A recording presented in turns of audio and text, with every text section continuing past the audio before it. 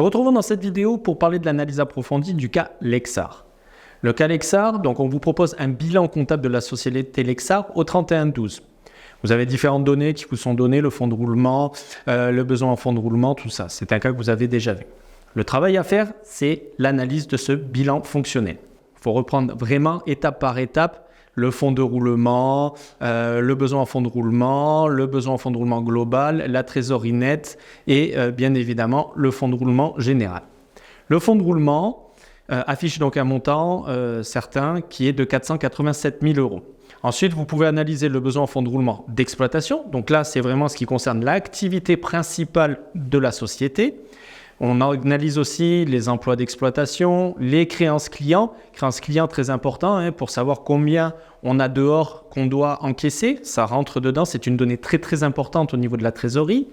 Les stocks, l'analyse des stocks est aussi importante puisque je vous rappelle, les stocks, stocker quelque chose coûte cher, coûte de l'argent. D'accord ? Et bien évidemment, les autres créances d'exploitation. Vous avez aussi les ressources d'exploitation, il faut les analyser, c'est tout ce que l'entreprise doit, d'accord ? C'est important aussi de le savoir, ce qu'on doit, ce qu'on n'a pas payé encore, puisque ça va venir affecter notre trésorerie, d'accord ?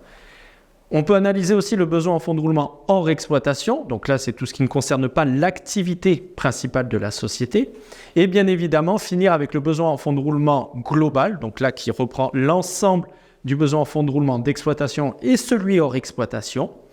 Et une des dernières analyses, c'est la trésorerie nette. La trésorerie qui est importante pour toute société. Attention, la trésorerie, ça peut être qui est en caisse, mais qui est aussi sur le compte en banque. Voilà pour la petite analyse et nous nous retrouvons au prochain chapitre.